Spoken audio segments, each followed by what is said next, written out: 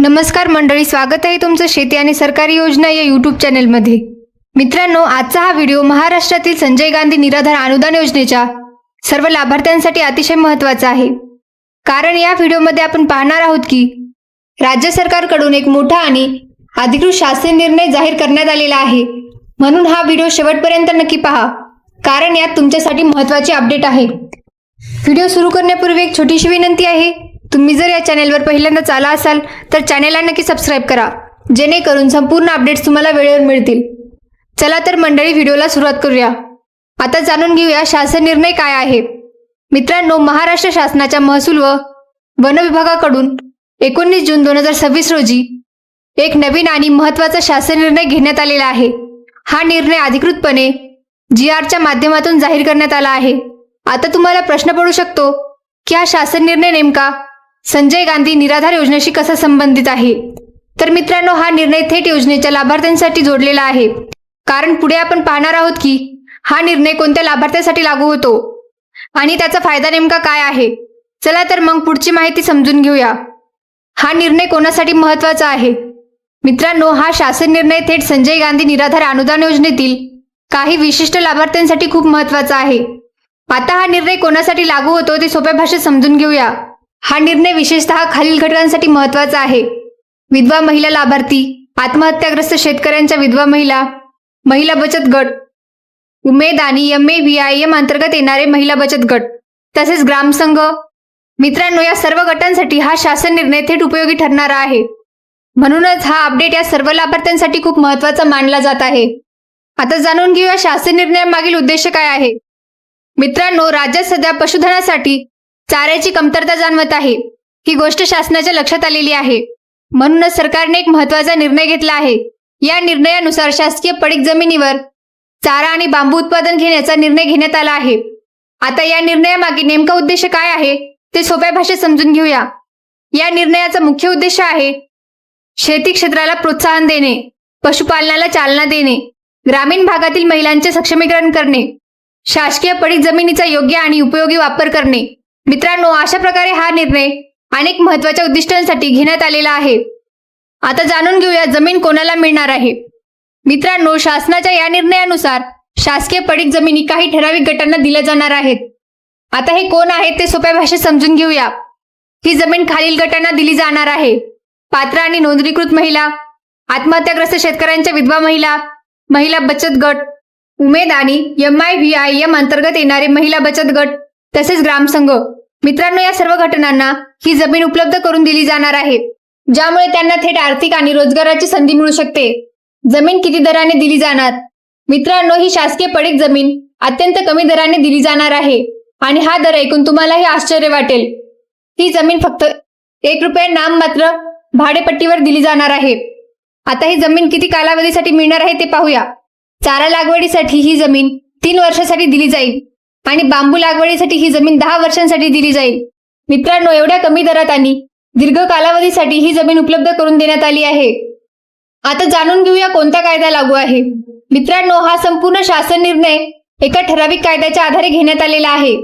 हा निर्णय महाराष्ट्र जमीन महसूल संहिता 1966 मधील कलम 38 नुसार लागू करण्यात आला आहे।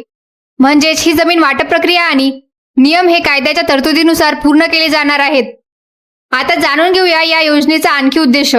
मित्रांनो, या योजनेमुळे फक्त जमीन उपलब्ध होत नाही, तर त्याचे अनेक मोठे फायदे देखील आहेत। सोप्या भाषेत सांगायचे झाले तर या निर्णयामुळे शासकीय पडीक जमिनीचा योग्य वापर होईल, अशा जमिनीवर होणारे अतिक्रमण थांबेल, महिलांना थेट रोजगाराची संधी मिळेल, दुग्ध व्यवसायाला अधिक बळ मिळेल, तसेच चारा आणि बांबू उत्पादनात वाढ होईल।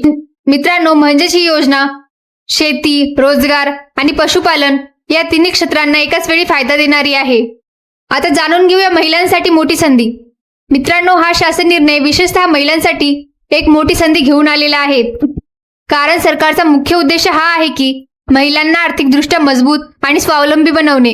म्हणून या योजनेचा थेट फायदा खालील घटकांना होणार आहे: विधवा महिला, महिला बचत गट, ग्रामीण महिला संघटना। मित्रांनो, या सर्व महिलांना स्वतःचा रोजगार सुरू करण्याची आणि उत्पन्न मिळवण्याची एक चांगली संधी या निर्णयामुळे मिळणार आहे। आता जाणून घेऊया महत्त्वाची माहिती लाभार्थ्यांसाठी। मित्रांनो, फक्त अनुदान मिळणे एवढेच महत्त्वाचे नाही, तर सरकार वेळोवेळी अनेक नवीन निर्णय घेत असते. पण समस्या अशी आहे की बऱ्याच लोकांना या निर्णयाची माहिती वेळेवर मिळत नाही आणि त्यामुळे काय होतं मित्रांनो, माहिती न मिळाल्यामुळे अनेक लोक सरकारी योजनांचा फायदा घेऊ शकत नाहीत आणि लाभापासून वंचित राहतात. आता जाणून घेऊया संजय गांधी योजना हप्ता अपडेट. मित्रांनो, आता थोडक्यात हप्ता संदर्भातील अपडेट समजून घेऊया. सध्या सर्वात जास्त चर्चा ही जून आणि जुलै महिन्याच्या अनुदानाबाबत सुरू आहे. मित्रांनो, ही माहिती अशी आहे की जून महिन्याचे अनुदान दिव्यांग बांधवांना मिळाले आहे, पण इतर लाभार्थ्यांचे अनुदान अजूनही जमा झालेले नाही. याचे मुख्य कारण म्हणजे सध्या पोर्टलचे अपडेट सुरू आहे, म्हणूनच हा हप्ता काहीसा उशिराने जमा होण्याची शक्यता आहे. आता जाणून घेऊया हप्ता कधी मिळणार. मित्रांनो, हप्ता कधी जमा होणार याबाबत सध्या थोडी प्रतीक्षा करावी लागणार आहे. मिळालेल्या माहितीनुसार अजून पुढील 2 ते 3 दिवस वाट पाहावी लागू शकते. त्यानंतर हप्त्याबाबत अधिकृत अपडेट किंवा स्पष्ट माहिती मिळण्याची शक्यता आहे. म्हणून मित्रांनो, थोडा संयम ठेवा आणि पुढील अपडेटसाठी तयार राहा. मित्रांनो, अनेक वेळा शासनाकडून नवीन GR किंवा महत्त्वाचे निर्णय जाहीर केले जातात, पण त्याची माहिती सर्वसामान्य लाभार्थ्यांपर्यंत वेळेवर पोहोचत नाही. त्यामुळे अनेक जण अशा महत्त्वाच्या संधीपासून वंचित राहतात. म्हणूनच आजचा हा शासन निर्णय प्रत्येक पात्र लाभार्थ्याने जाणून घेणे आवश्यक आहे. मित्रांनो, शासनाने हा निर्णय एकाच कारणासाठी घेतलेला नाही. या निर्णयामुळे एकाच वेळी अनेक उद्दिष्टे पूर्ण करण्याचा प्रयत्न करण्यात आला आहे. पडीक जमिनीचा उपयोग होईल, पशुपालनाला मदत होईल आणि महिलांना रोजगाराची संधी उपलब्ध होईल. त्यामुळे हा निर्णय अनेक दृष्टीने महत्त्वाचा मानला जात आहे. मित्रांनो, विशेष म्हणजे ही जमीन बाजारभावाने नाही तर केवळ 1 रुपया नाममात्र भाडेपट्टीवर उपलब्ध करून दिली जाणार आहे. त्यामुळे पात्र लाभार्थ्यांना कमी खर्चात चारा किंवा बांबू लागवड करण्याची संधी मिळणार आहे.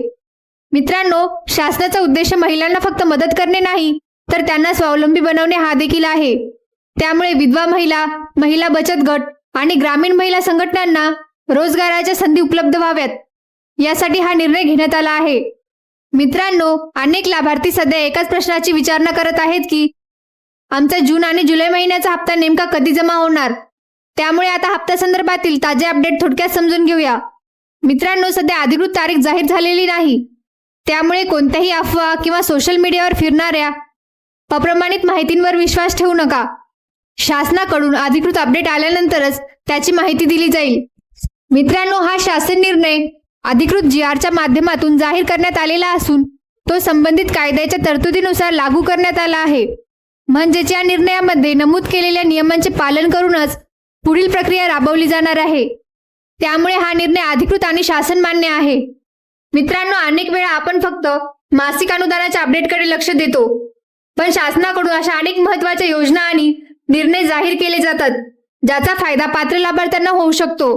म्हणूनच वेळोवेळी येणारे शासन निर्णय जाणून घेणे तितकेच महत्त्वाचे आहे, जेणेकरून तुमच्याकडून कोणतीही महत्त्वाची संधी राहून जाणार नाही. मित्रांनो, शेवटी एक महत्त्वाची सूचना, जर तुम्हाला अशाच प्रकारच्या सरकारी योजना, GR अपडेट आणि हप्ता संदर्भातील माहिती वेळेवर हवी असेल तर आमच्या चॅनेलला नक्की सबस्क्राईब करा.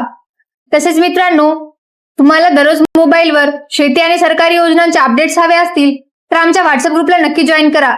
व्हॉट्सअप ग्रुपची लिंक तुम्हाला डिस्क्रिप्शन मध्ये दिलेली आहे, ती क्लिक करून लगेच ग्रुपमध्ये सामील व्हा. भेटूया नवीन अपडेटसह. धन्यवाद. जय हिंद, जय महाराष्ट्र.